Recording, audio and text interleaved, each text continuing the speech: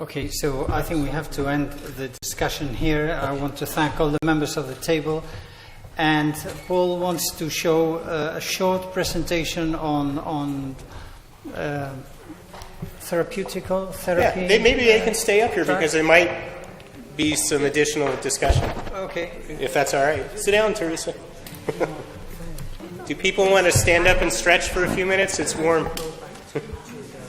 Take a little yoga break.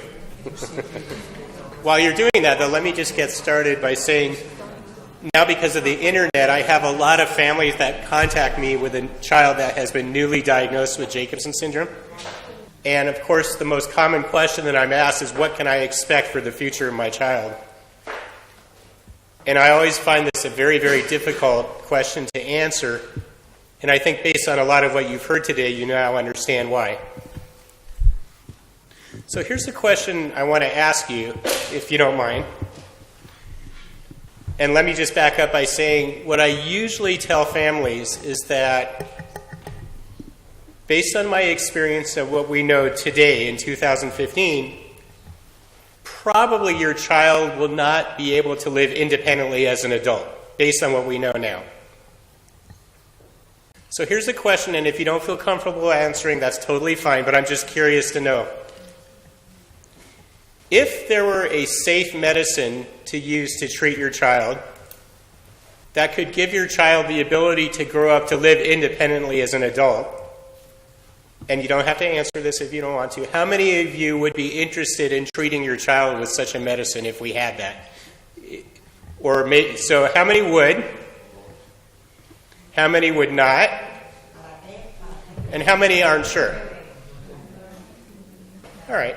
So with that in mind, I would like to tell you about some very recent developments in the research that I think are extremely exciting, that have enormous potential for the treatment of your children. And even as recently as 2 years ago, I would never be able to give this talk because there wouldn't have been anything to talk about. So you probably remember from my talk this morning the information I told you about this gene called neurogranin. And the evidence suggests that if we could somehow find a way to boost the levels of neurogranin in the brain, maybe that could help memory and learning. And not only for children that are missing one copy of the gene, but perhaps for other people that have memory and learning problems. So what you see here is a picture of neurons under the microscope. And all that orange is actually the neurogranin protein in those individual cells. So if we were able to make neurons from your children that are missing this gene, you would probably see half as much of that protein as those that have the 2 copies of the gene. So in mouse, we could actually create a way to introduce back the neurogranin gene. And this is just a cartoon showing how we can engineer a virus to introduce that gene back into the mouse. And what this shows, don't worry about it for details, but on the left, on the left are just mouse brain cells that have no copies of the neurogranin gene. And if we take these cells and infect them with that virus that carries the neurogranin gene, then we can get the neurogranin protein back into the cells. So in theory, that gives us an opportunity to test whether or not boosting up neurogranin protein in mice might help their function. Right now, we're at the stage where if we can get more support, we would like to test whether or not increasing the level of that protein actually helps with their memory and learning problems. But we don't really have the ability to infect a human's brain with virus to boost up the level of the protein. So the alternative is to find possible drugs or compounds that might do the same thing. So based on what I just showed you, we actually have a strategy where we could identify potential compounds that do that. The problem is we need about $2 million to get to that point. So that's kind of where we are right now, and that's where we've been for the last couple of years. And for any of you that work in the pharmaceutical industry, you'll appreciate how frustrating it is for me, because pharmaceutical companies don't want to show any interest until at least we have identified some potential drugs or compounds that might work. So that's where we're at on the subject of a drug development project for neurogranin. So I want to come back now to the issue of autism. And I showed you this slide this morning. It's a very complicated slide. This is all you need to know about this slide. Normally in the brain, there are pathways that stimulate certain cells to function, and there are pathways that inhibit that ability of the cell to function. And those pathways are actually mediated by special chemicals in the brain called neurotransmitters. And it turns out the gene that we found that we think might cause autism in some of your children results in a decrease in one of those inhibitory pathways. So the balance is now shifted to too much stimulation and not enough inhibition. And it turns out that my colleagues in Japan realized through their research that there is a drug that could restore that balance. And this is a drug that is commonly used to treat people with anxiety, and it's called clonazepam.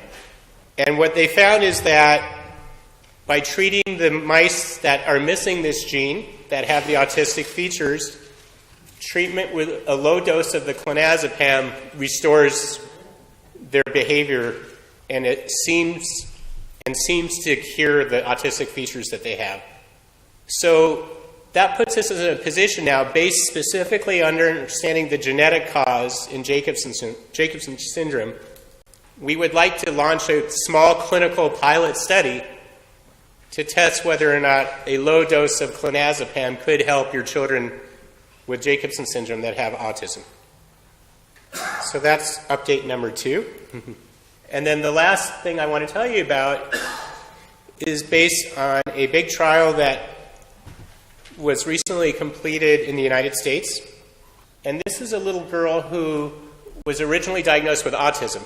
And there's a researcher in the state of Michigan who has some very interesting data that suggests that at least in some cases, autism is due to a deficiency in one of these chemicals in the brain.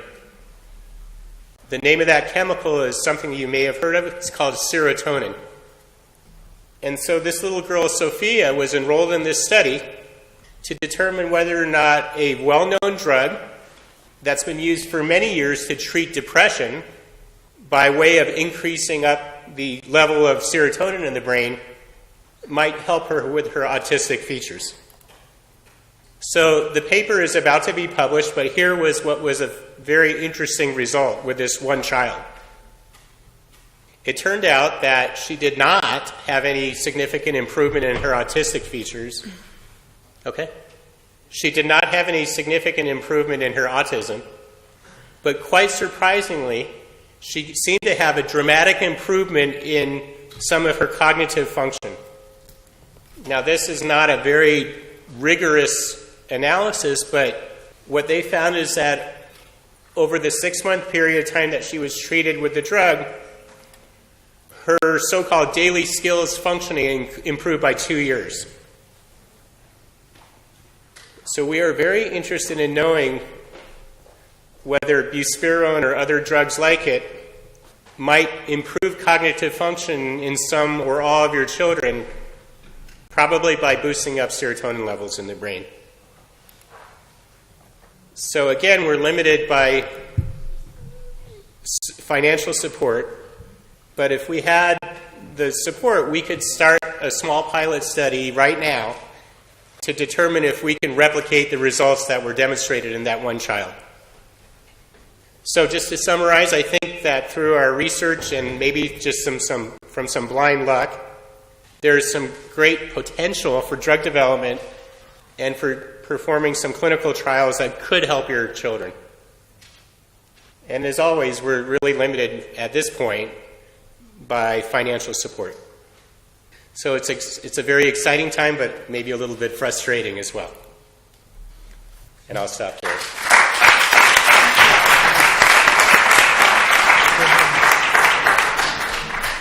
Thank you, Paul.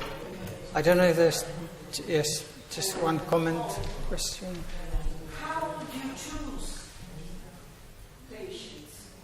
Because she was. Pardon me, she was. She's autistic. Let me finish that point.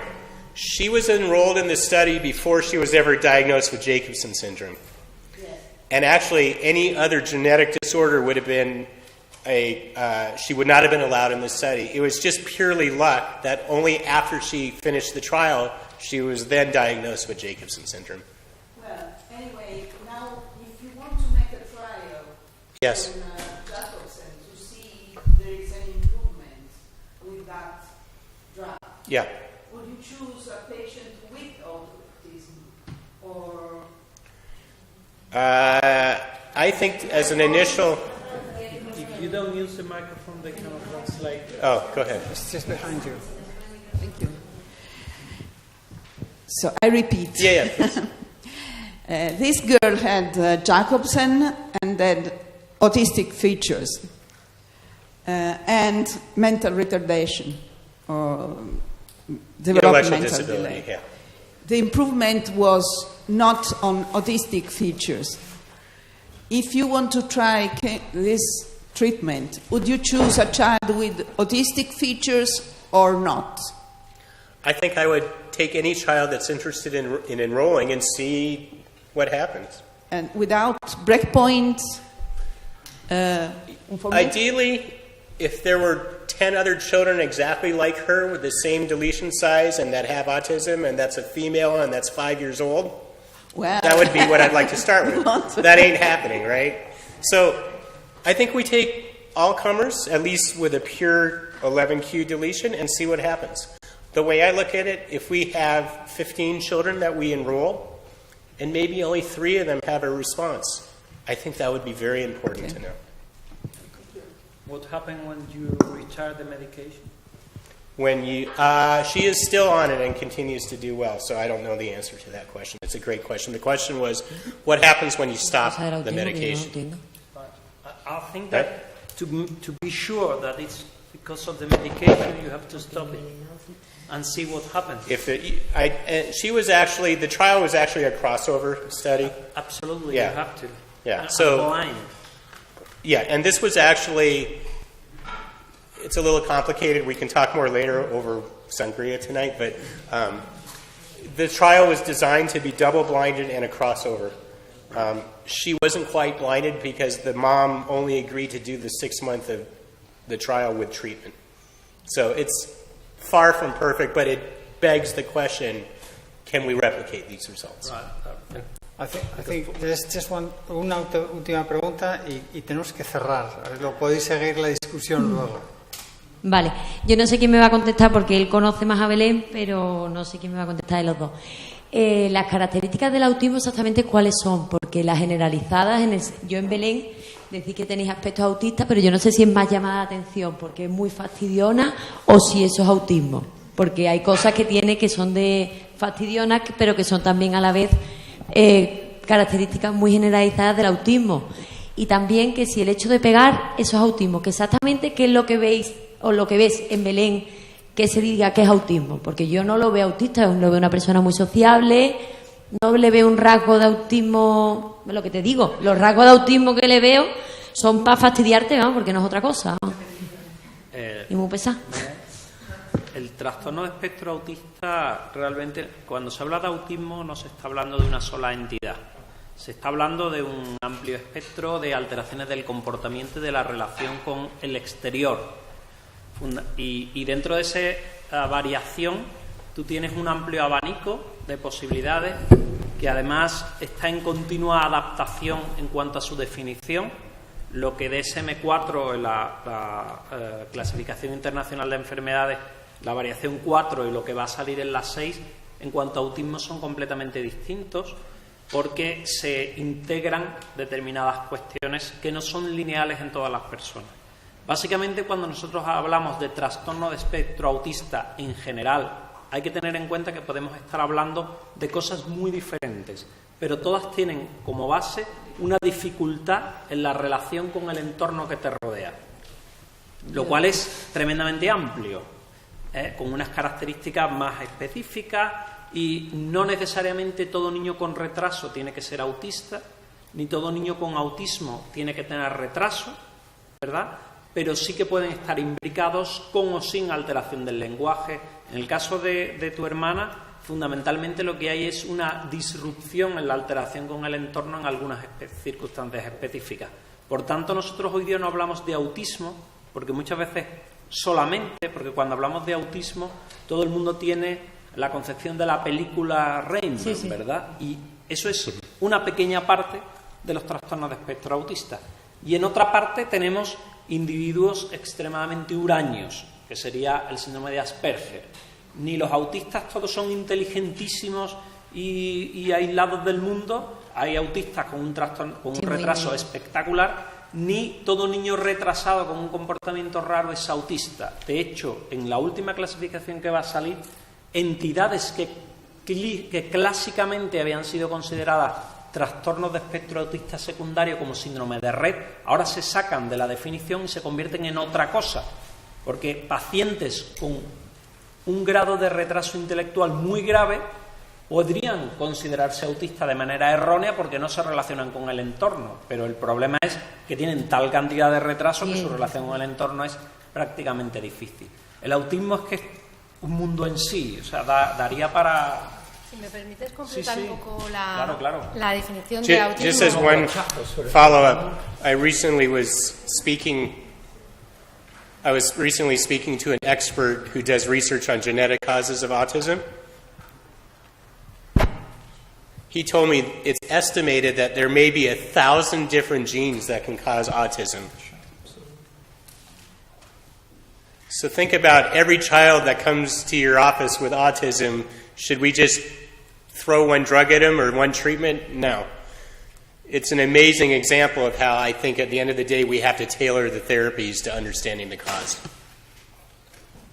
And it turns out some of the causes may have things in common, and there may be common pathways. That's what we hope at the end of the day. But right now, it's completely unknown.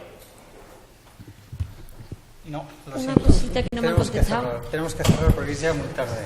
Ahí está el autobús, hay cuestiones de organización. Yo creo que, no os frustréis.